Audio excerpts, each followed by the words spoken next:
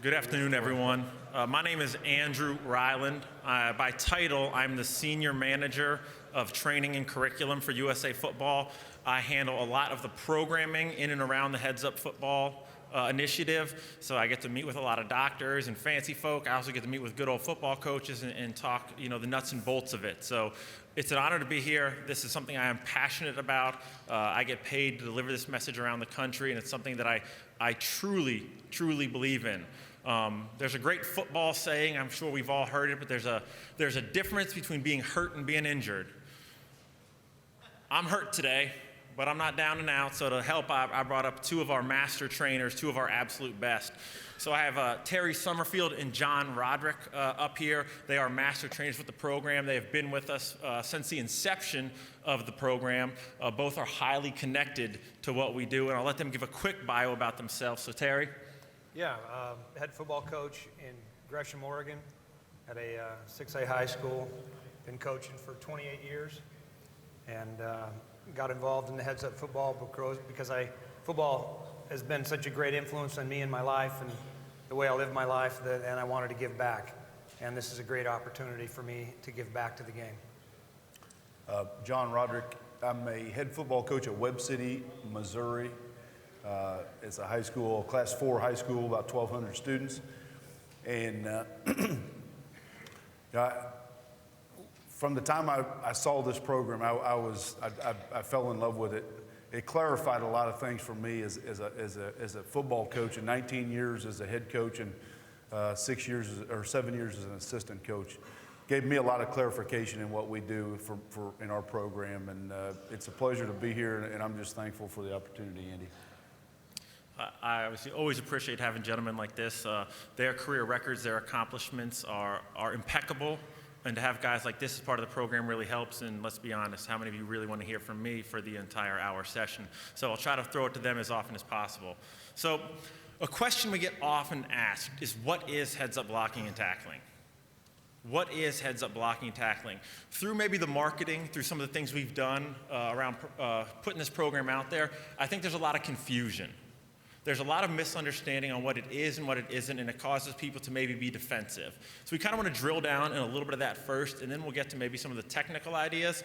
And I'm pretty sure no one in the audience is making any tackles this season, so I'm not trying to make you a great tackler, but to understand how and why we do what we do. So the key to understanding heads-up blocking and tackling, we offer a framework for blocking and tackling. It is a multi-phase system that addresses both basics and advanced skills, from the youth player to the first-year high school player, all the way up to the best athlete you could imagine.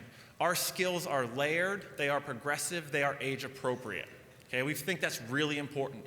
But within the term framework, there is flexibility for choices and for coaches to exercise the creativity that involves around their program and their particular schemes, as long as the fundamentals of our health and safety aspects remain consistent.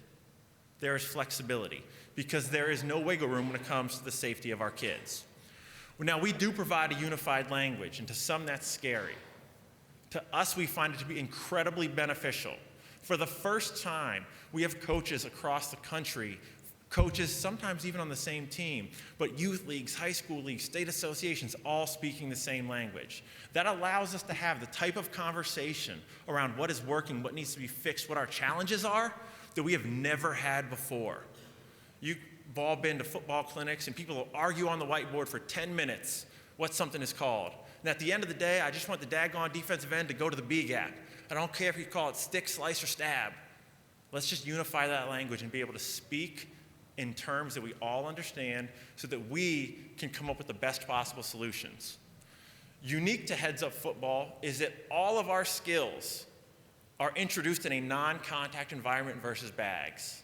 We think this is incredibly important for not just confidence in new players. Remember, 33% have never played before when they get to high school. But more importantly, with the regulations and the state associations that are now coming down, the limits on contact are becoming extremely prevalent. And one of the feedback we have gotten is, I understand the limit on contact, but how do I do it? How do I make my practice only 30 minutes of contact? How do I make my week only 120 minutes of contact or whatever it is in your state? These non-contact skills give you a way to manage those restrictions by giving your coaches tools in a framework that they can then own and make theirs. And I know Terry especially uses these non-contact bag drills throughout your entire off season, correct? Absolutely, yeah. So this allows us to develop proper skills year-round and in non-contact. The other thing is we offer a progression-regression system. So just a quick show of hands in the audience. How many of us have seen the videos online, the commercials, breakdown, buzz, rip, shoot, the little guys floating around, right? How many of us know that the Heads Up Football system has 24 drills on the USA Football website, not just those 5 you see on the commercial, right? Hands don't go up as fast, right? It is a full progression from introduction of a breakdown position for a first-year, first-day player to high-level advanced drills and roll tackle techniques, okay? One of the benefits of us using this integrated bag system and unified language is the ease and ability which we are able to correct our athletes, because the goal is better, the goal is safer, the goal is communication and teaching, and we can do that by having a language that we can all speak and we can all understand. So blocking. We're going to get into a little bit of the technical aspect here, and that's why I got some technicians up here, because I don't bend quite as well as I used to. Thanks, guys. So, new for 2016, our blocking videos in the course will be hosted by Jeff Saturday. So Jeff Saturday is here, obviously a Colts legend, a great player here, passionate about youth football. What most people don't know is he is actually a volunteer offensive line coach for a 9th grade football team in Georgia, where him and his family now reside. So he coaches high school football and understands the challenges. And he was very passionate and eager to work with us. And apparently, like, his videos have more credibility than when I was on screen. I'm not sure what all that was about, but people thought that would be good. Our blocking system is a part whole ideology that gives us 5 fundamentals that make up a block. Now, these can be pulled apart and trained individually and put back together in quality pieces. But you'll notice there's some generic terminology there. When I say get off, when I say strike, we don't talk about direction of the get off, and we don't talk about exact aim point on the strike, because we understand as football coaches that this is scheme specific. The direction you step and where you aim might be based on the offense you play. So by giving people the freedom to have creativity, to have philosophies, to run their offenses, but use a unified terminology is something we think is incredibly important, okay? And that's what we talk about when we mean framework. I'm not gonna go into a ton of detail on stance, but the foundational platform. And shoot, half of our guys don't even get down in the old 3-point stance anymore. But if our players are going to do it, we should be able to teach it. And I tell high school coaches all the time, I hope we do this for 1 minute on day 1. And the rest of the year, I can say stance and we're good.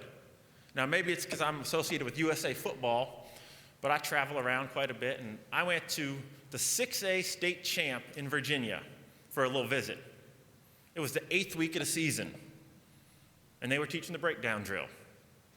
And I thought, fellas, if you're still teaching breakdown to your high school varsity at week 8 of the season, we're probably not doing so well. Or you just did it because I showed up. We want you to progress. We want coaches to be great. But even at the basic level, we should have a structure that allows us to teach properly. Get off. We talked about the initial 2 steps. Direction specific to your playbook, but the idea that we need to teach our athletes to get the first 2 steps in the ground because that allows them to be successful. Whoever gets the second step down on offense and defensive line wins. Because if you make contact with 1 foot, you're on somebody's highlight film, right? You're also in a poor position to accept contact, which then goes back to the health and safety issue. So if we can keep feet flat, back straight, spine in line, in simple manners, we can allow our athletes to be in positions to appropriately accept and deliver contact. I don't think there's anyone in the room that would say that's a poor thing. But you say, hey, I want you to use get off and be part of USA Football, and people are hanging from the chandeliers all angry, right? But when we get down to the core of it, it's really understandable. We use the term strike, and strike for us is the explosive contact with the hands or the surface. And for us, the surface means we're talking about the front of the shoulder, the old flipper down through the arm and across the area. So again, frameworks for coaches who have different beliefs. But we want to explosively strike, because we're not trying to take away from the power and the explosion that we love about this game. We just want to do it safer and smarter. So you'll hear us talk quite a bit about the hand strike and the surface strike, but you'll always hear us talking about the head removed. Now, I like to talk to my coaches on this one because I'm guilty of this. At some point out there in our football career, how many of us heard or used the term hat and hands when talking about line blocking, right? I see some heads nodding, right? I see a hand raised. How many of us used hat and hands, right? You still hear it to this day. If I say the word hat and hands, or if I as a head coach or an administrator allow my coaches to use terms like hat and hands, I am actively teaching helmet contact on every play. I am telling an offensive lineman, I want contact with 3 points on every play. And Lord forbid, we're ever in front of 12 of our peers, and someone says, every drill of every practice for 4 years, my coach said hat and hands. So for every drill of every practice for 4 years, I put my hat and hands on an opposing player as aggressively as I could. And we start talking about number of total collisions, helmet contacts, and all those things. Whose fault is that? Who's held responsible for telling that young man to deliberately make contact with his head on each and every play? Now, we know that the game is fast and the game moves, and we can't eliminate all helmet contact because of the variabilities of the game. But you know what we can do? We can keep people from actively coaching it and from guaranteeing it every drill, every play, every practice. When we talk about a better, safer game, we talk about moving forward, that's exactly what we mean. And Coach, I know you run a physical offense. You like to run the ball a little bit, don't you? 2 tight end, split zone veer, the whole deal. And Coach, you've been mighty successful. And to embarrass Coach, over the last 12 years, John has the best record in all of high school football for the entire country. So he's pretty successful at this, right? And you guys haven't lost physicality. You haven't lost success by trying to remove the head from contact whenever possible, have you? We've tried not to, Andy. You know, and that's one of those things that comes up, and I've heard some in the discussion earlier. There's always going to be, when you're implementing something new, there's always going to be some resistance. Our offensive line coach at our high school is a former offensive lineman at our high school, and as I talk to him about these things, as we start talking, like last year we brought the heads up blocking in.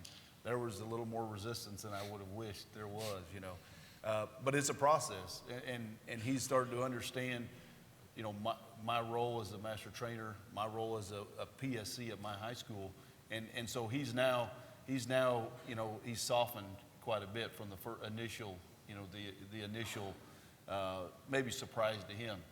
You mentioned the helmet. I don't know how many times I was told that what's on your helmet, it says Riddell. Okay, put that Riddell on somebody, and I didn't play offensive line, but they were told the same thing. So, and I think most of us have heard other terms around other things, right? Ear hole him. Are you actively teaching your player to target the opponent's head? Stick your face in there. Swap paint, right? We loved all the scratches on the helmet and talk about battle scars. Is that what we actively want to see from our players? And I know Terry, Coach Summerfield here is in the state of Oregon, who I'm sure you guys have heard have adopted this program, and he's had to do a lot of the clinics and has to talk to coaches around the state about this. And I'm sure at first there's some initial resistance because it's new, but when you actually lay out the program and talk about the ideas of removing the head and some of the things that we talk about maybe how people's eyes can open up and understand the goals of a better, safer game. Yeah, I think the most important thing is that, you get a little bit of resistance at times with coaches. And a good example, we had a clinic last weekend, and we had 14 clinics scheduled for the state of Oregon. It's being mandated.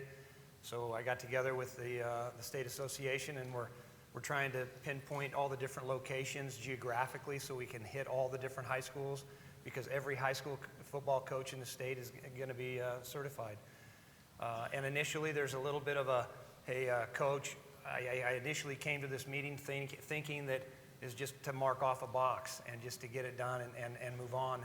But after 30 minutes of the meeting, I think what the USA Football has done a great job of challenging coaches to look at what's best practice and then look at what they do in their own program. Okay, especially not so much in X and O's. We're not concerned about that. But when it comes to player safety, coaches are competitive. Coaches want that new information. Coaches want to make sure they're doing the right thing with their kids, especially in the areas of safety. So when we talk about having an emergency action plan, most high school football coaches say, I've never really talked about it. That's an administrative thing. Well, that comes right back to the coach. You know, what are you going to do when you have a sudden cardiac arrest situation on the football field? What are you going to do in those days of the hot summer when you have a kid with a temperature of above 104 and you don't have an athletic trainer? Those are some of the things that as football coaches we don't think a lot about, but we do within our practice schedules, the X's and the O's. So a lot of the program is to challenge ourselves as head football coaches and coaches in general to make sure that we're doing the right thing. And we see what the best practices are and how can I improve that in my own building.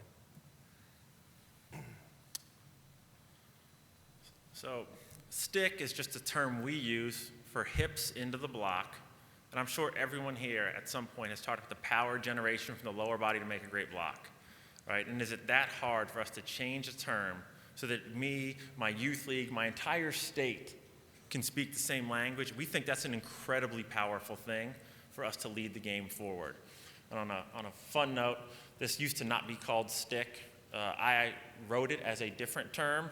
And 28 hours before the video shoot, Bill Polian said that he thought we should change it to stick, and, well, the screen tells you who won that argument, so good for him. Finish, just the footwork. Just the footwork. Again, nothing surprising, nothing new, but we need the part-whole philosophy. Football coaches for too long have not adopted best practices of education. We have ignored our peers in the building. We've ignored the colleges and the research around us, and we've just done what we've done instead of looking at the best way for us to get this information away, to pull it apart, to train it, to rebuild it. And maybe most importantly, I think for us, the ability to have clear, concise terms that each and every coach on my staff and each and every coach in my entire district can correct an athlete with one word. By telling that athlete what went well, what didn't went well, and what we could possibly do better. So, heads-up tackling. Now, blocking is a little more open-ended, but heads-up tackling is where we get people get very strong opinions.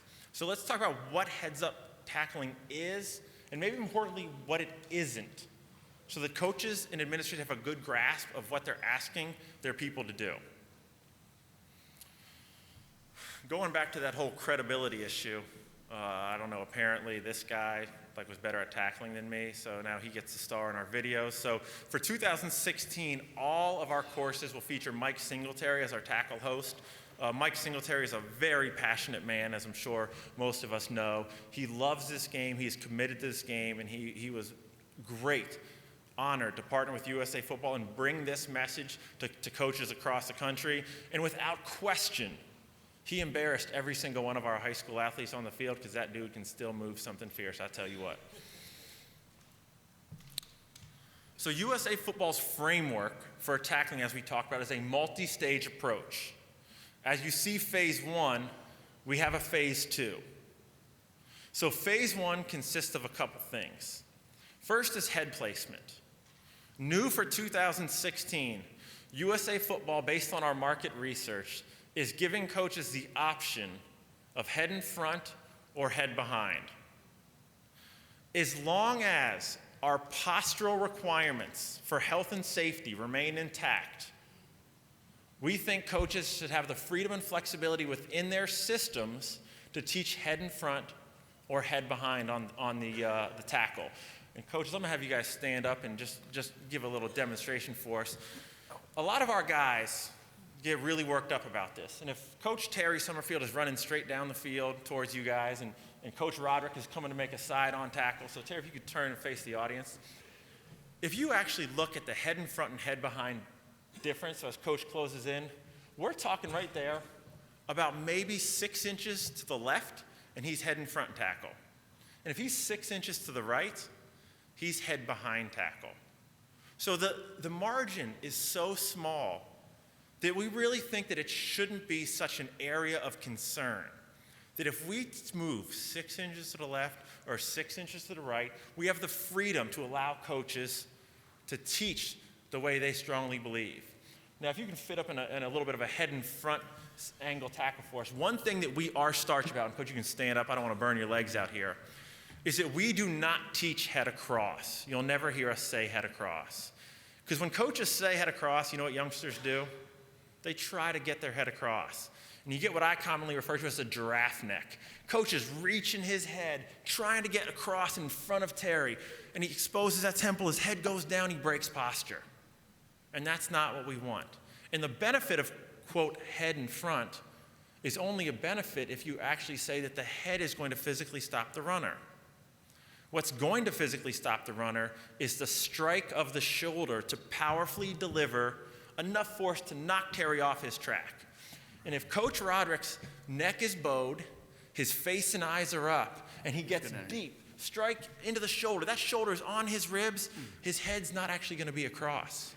We say at best he's going to cover the near number with his head, because spinal position and posture is the most important thing.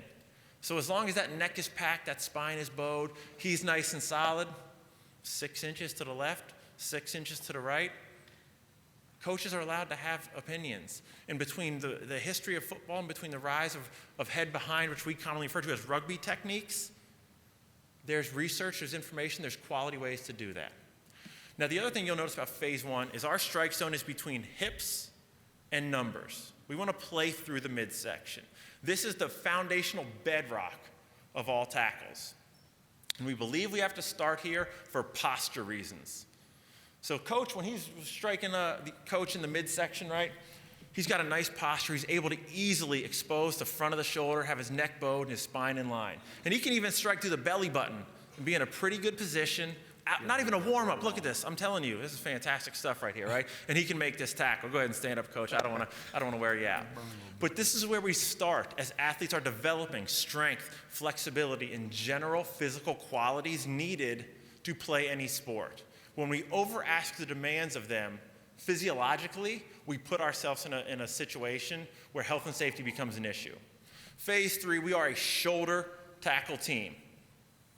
Right? And we see some videos, and I think it's a common mistake, right? We see a 19-second clip of a video on YouTube or on a commercial, and you don't understand that was from a 2-hour clinic.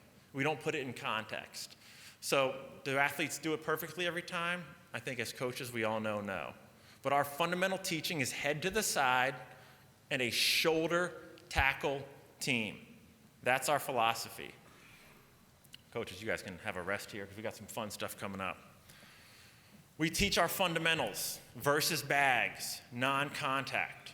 We have a fundamental drill for each of our fundamentals so that we can teach aggressively what we want. We can master movement mechanics before we ever ask an athlete to do it versus another human being. Running into each other full speed is not a natural phenomenon. Running into a much larger individual at full speed causes a whole host of psychological considerations like, uh-oh, this isn't going to be good. Counting in line, who am I going to go up against? Skipping to the back so I don't got to go against all-pro Billy, right? We have to teach the skills and develop confidence before we ask that of our athletes.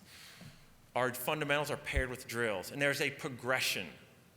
24 drills that move from bags, soft contact surfaces, and air-type drills, to players using yielding resistance, predetermined winners to focus on technique, and finally moving into competition-based speeds where players are testing their ability to execute these skills versus an opponent who is a teammate during the week and on Friday it's an opponent. Now, if your son or daughter came home with an F on a test and said the teacher didn't teach us anything, we just had a test today, and it counts for 1/10 of my grade, you'd be pretty furious. But as football coaches and football administrators, don't we need to demand that our coaches teach the athletes before we test our athletes? Gone are the days of day one full speed drills, of collisions, of thud before an athlete is ready for it. We teach and we test. The test tells us what we need to work on, and we can go back to teaching tempos and use our drills to identify and fix key areas. Great contact, but you never secured the tackle and the guy spun out. We got to work the rip drill. Let's get those hands right. Simple progressions, simple philosophy to allow us to teach. Our heads up tackling high school, phase 1, the breakdown, the buzz, the hit, the shoot, the rip. Breakdown is our basic stance, but we teach it on day 1 like everything else. Buzz, the technique for coming to balance in contact. I know I heard talking about count how many tackles are missed on a Sunday. Coming to balance seems to be one of the major issues in my humble opinion. Hit position. I apologize there. The body position we teach at contact. Staggered stance allows for a greater knee bend, allows for lower body position. Our chest comes to thigh and we lower ourselves down to prepare for contact. And a staggered stance, because that's how the human body accelerates and allows us to generate force within the tackle instead of standing flat-footed, 2 feet square in a squat. Shoot is the explosive opening of the hips, and this drill looks fantastic on camera and may have taken over the world for us at times, but it's just a part of a larger progression. It's incredibly important, but it's a part of the progression. And then the rip drill. The key for us in the phase 1 tackle is we want our hips and hands to work together to actively bring the head up during the contact phase.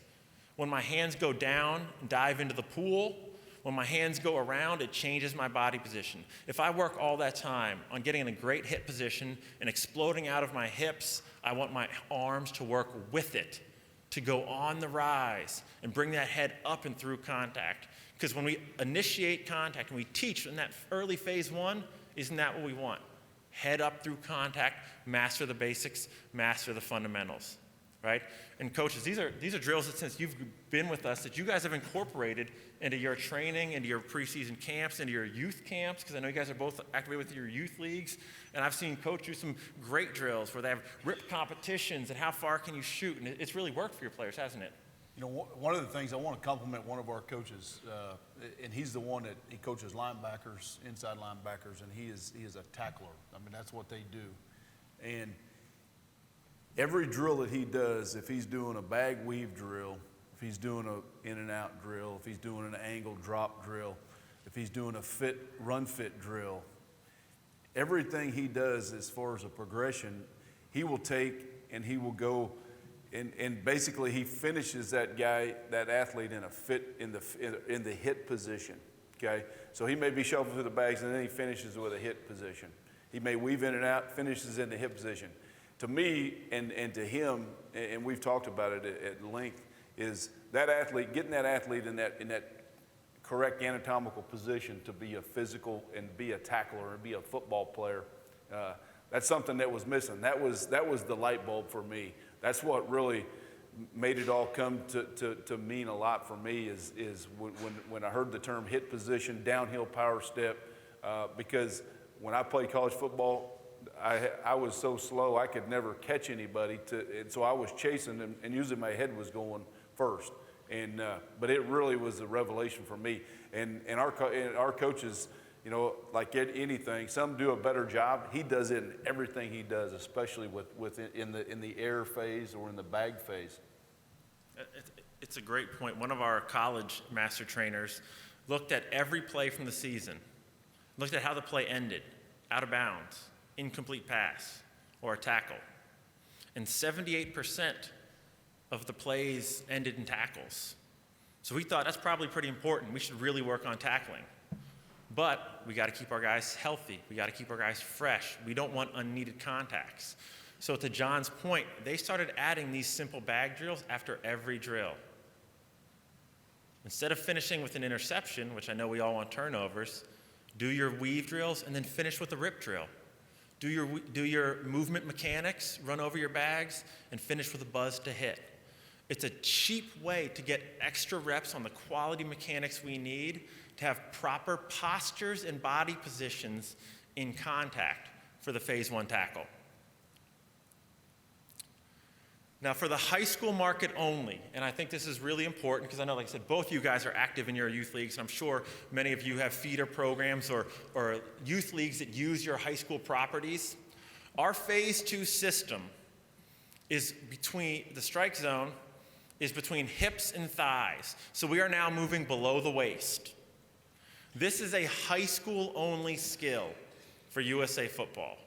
And this was unanimously agreed upon by both our football advisory committee and our medical advisory committee for the singular reason that the underdeveloped, oftentimes subpubescent athlete does not have the core, upper back, and neck strength to maintain the spinal posture we want while striking below the waist. And I think coaches, our master trainers have even said, high school, I have to make strategic choices about my freshmen and my sophomores. Who has the body mechanics? Who's developed enough to strike below the waist? And if I have my 2 coaches just stand up, and I won't make you guys get all the way down here because this would be fun, but if they were going to stand up and model this, we talked about that great body position that John had earlier when he was striking phase 1. Now if he starts trying to tackle Terry Summerfield at thigh level, right? And we don't want to rip his khaki pants or any of that fun stuff. But what are the flexibility demands for him to assume a hip position and get all the way below thigh level? At some point, he's going to hinge at his hips, isn't he? Because that's the only way to get that low. And if he doesn't have the upper back strength, if he's a subpubescent athlete who's never been in the weight room, where's that head going? And that's where we talk about diving in the pool. You see hands and head go down. They strike and run. Now, there's some athletes on our team, right? We got some guys that are getting recruited with quality players, and they have some physical capabilities. But we have to understand the movement mechanics of this and not sacrifice wins or what we think is great for body position. We have to be smarter about this. Thank you, guys. The other important thing about head placement on the strike zone is unlike the phase 1 tackle, there is no choice on phase 2 below the waist tackle. If Adrian Peterson is sprinting down the field and I'm going to go below the waist on a tackle, I am not putting my head in line with one of those upcoming knees. So we don't teach what we call a cut tackle, which would be a head and front low tackle, because the risk of a thigh or a knee delivering a strike to the side of the helmet, even if in proper spinal alignment, neck bowed, traps packed, is too great. So when we teach phase 2, progressive athletes, physical demands only, head is always behind. Now that said, we still want to make a great shoulder tackle. Our mechanics haven't changed. We can still use our same terminology. I'm still going to close the distance, right? I'm still going to take a downhill power step. It's just going to be a little exaggerated into an extra low, deeper hinged hit position, right? I need to explode through my hips. Now, my shoot might be a little more horizontal and a little less vertical, but my power still comes from the hips. We all know that as football coaches. Instead of wrapping around those hands, I'm still going to aggressively punch those hands. Tight. We're going to rip those hands in and around. And I know Coach Summerfield is a big fan of the rip term. We talked about this earlier, is that, right, you got your arm out here, it's just dangling out there, and then take the biggest, fastest player from your arch rival and have him run to that shoulder, and it feels awesome. But if my hands are tight and I'm punching aggressively through, it helps shoulder health. And coaches talked about, working with this as like trainers and anecdotally, and even our medical committee has said blatantly, they believe that this tight punch, the rip technique, is a better shoulder position. Yeah, absolutely. And a lot of times when kids are rapping, when their arms are out like this, what's one of the things that we see is that head is down. So, that's number one. That's 2 reasons. One, the helmet comes down. Obviously, we don't want that. And 2, when I wrap, I'm much more exposed in this area, subluxations, labrum tears, dislocations. So we're going to do everything we can. We want to hit with that front of the shoulder, not the top. Okay, we got a lot more power right in this area, but we are so much more powerful anatomically, athletically in this physiologically in this mode than we are in this mode. And you teach that all the way through. I know I'm lucky, I know coaches too, that we start teaching these components at the third grade level. We've got over 200 kids in my youth program, but by the time they get to the high school, they know breakdown, buzz, hit, shoot, rip. They know eyes up, slide your eyes. They understand the concepts of shoulder, the right fit, the point of contact with that shoulder opposed to the top. It needs to be in front. So it makes it a great educational, progressional piece, and I have a lot more continuity within my program on tackling. Now, within our fundamentals, right, we still teach with a bag first. We introduce our roll tackle technique, our phase 2 technique versus a bag. And this is something we strongly believe in, that we have to teach movement mechanics in small space drills with soft contact surfaces before we ask an athlete to do it in a competitive situation. Even before we ask an athlete to do it versus another human being with yielding resistance. Now, we have a 3-step progression for roll tackle, and that 3-step progression leads into the player-to-player roll tackles. So our progression, as you see, is kneeling roll, 2-step roll, and running roll. A way for us to introduce it. Like our patterns continue. If we have a fundamental, if we have a name, we have a drill. So we can drill these, and then we have a progression. I go from kneeling. I go from 2 steps and standing. I go from running 5 to 10 yards. Now I go control contact versus an opponent. Then I can move to competitive situations. And that progression is not trying to change who you are and what you do.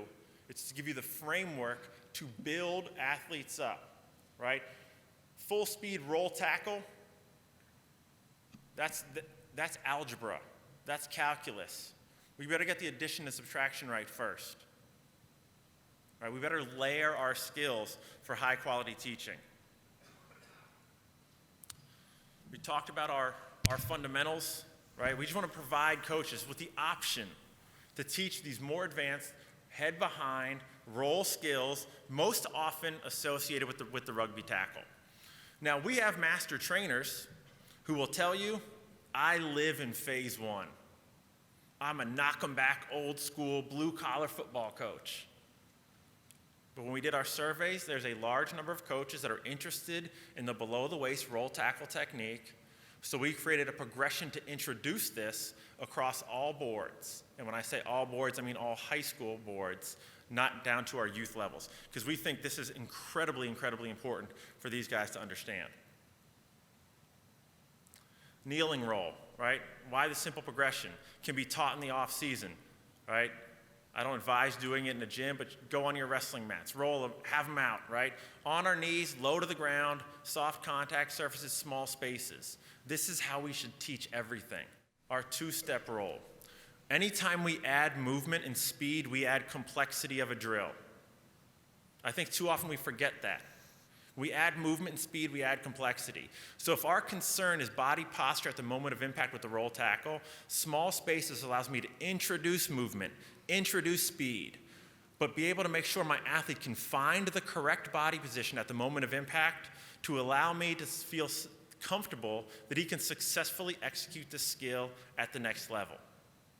Learning, progression, growing. Finally, our running roll, and you'll see our guys have added pads at this level. Right, so now we're tracking a moving target, but it's still a bag. I'm introducing speed. I'm introducing tracking mechanics. I'm introducing a roll tackle with more momentum and force versus a bag that is giving and yielding and soft to develop confidence, right? How many of us in the room are horrible golfers? Just me, right? You go out and you just shank a ton of balls in the driving range, right? Just no warming up. You're like, this is awesome. How do you feel on the first tee?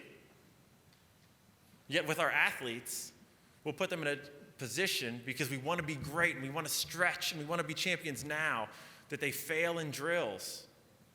And then we expect them to have the confidence on game day or in the scrimmage to be a champion.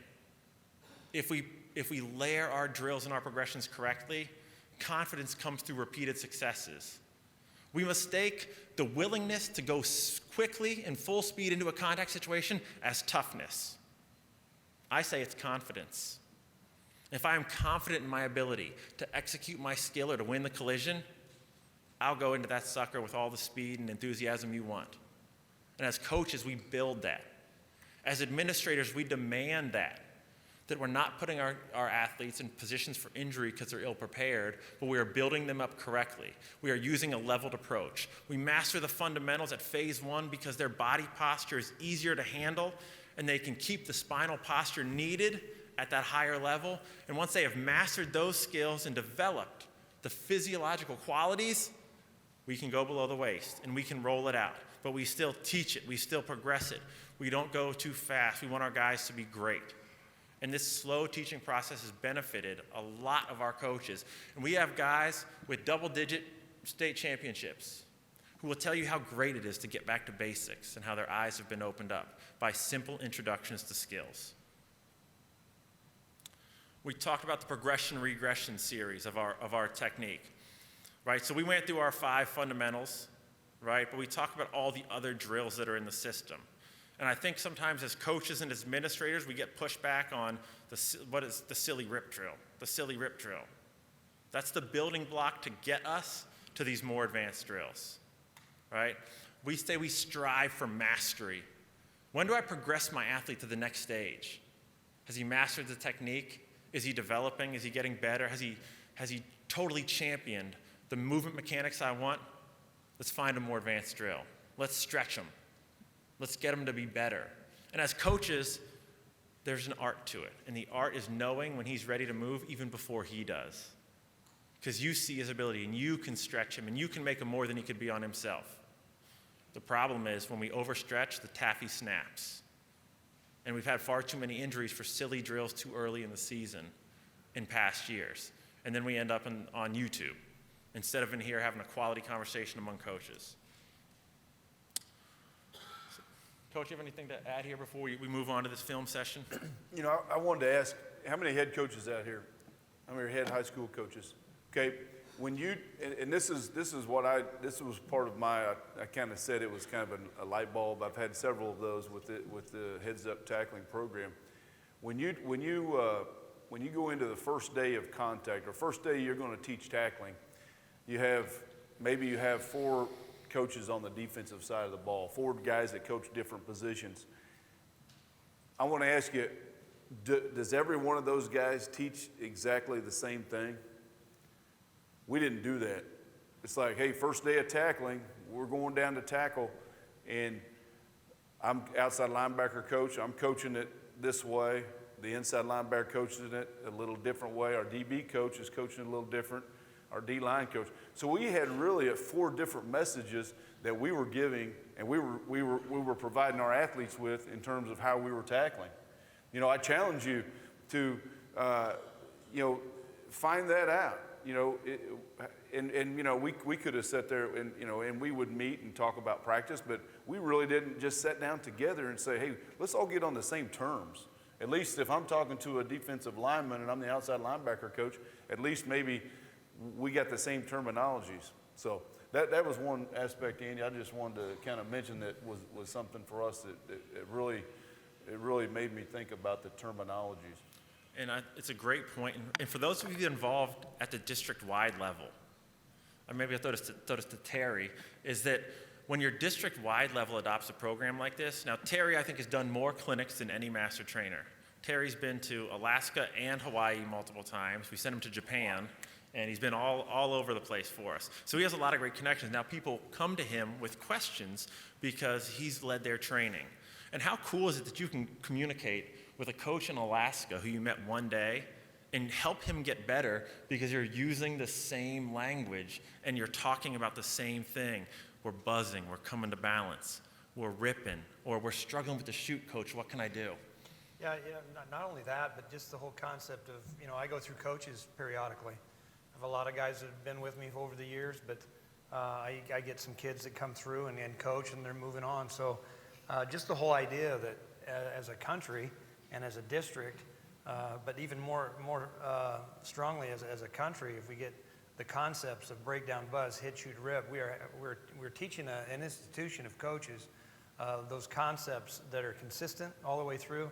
They're taught educationally in a progression, and it's better and safer for kids. So that is our goal. That's our a big emphasis that I try to teach is that we have that consistency. Coach talks about challenging, and head coaches not only at the high school level but also working with the youth levels too to make sure that there's that continuity all the way through with that terminology. Great stuff. So we'll go ahead and see if we can't flip here to the second screen here on the huddle, and we'll go ahead and look a little bit of film because, golly, we're all football coaches, right? So let's have some fun. So this is a heads-up football high school here in our backyard that we've worked with. So these guys know this video well and these teams well, but we're just going to look at a couple clips. So I want you to look at the body posture at the moment of impact, right? We talk about the head placement. We talk about posture. We talk about working the hips and hands on the rise. Now, this guy's got some pretty good flexibility. His hips are really low, and he's able to maintain posture, right? But you could make the argument as football coaches, right, that the running back's underneath him. Low man wins. But when we work our hips, when we have our hips and hands work together to generate power, I want you to watch what happens after this contact. Thank you, Coach. Who goes back? Head up, powerful posture, hips do the work. Now I want you to watch this. Here are our guys coming. This game is safer, not softer, by moving the head to the side, by not targeting, and by using our shoulder. But we can still play the downhill aggressive defense that we all love. I appreciate it.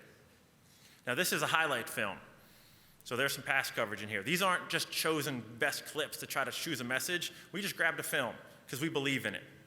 Here's going to be a low tackle. Now, I would tell him if I was coaching him up, golly, I want that head behind. What's the body posture? Strike on the rise, hips and hands, front up, phase one tackle, right? You can see his numbers, but he's still low, good bend in the knees, right? This is a kid that's been really taught well, coming up through the last 4 years, heads-up techniques. And in action, they work and they're powerful. And I think you make a great point, Andy, about the softening or the not softening the game. We don't want to change that. I mean, you watch these young men making tackles. They're not changing how they get to the ball. It's an intense game, and they're getting after it, and that's one of the great things about this great game that we coach and have played. But we can play it safer, and I think that is the key point there. So now, he's in danger of being outrun, and this is a great chance for us to use the roll tackle technique. When you see USA Football's education via online or in the books, we talk about the roll tackle and the low tackle being a great technique when there's a physical mismatch. But physical mismatch in our words can mean two things. A size mismatch, right? We all instantaneously think giant tight end or running back coming at my little guy, and we're going to make a business decision, as they say in the NFL. Go low. But we're going to go low with proper technique, and we're going to roll them out. Now, you might not believe this looking at me on one crutch and a little, we'll say, out of fighting weight.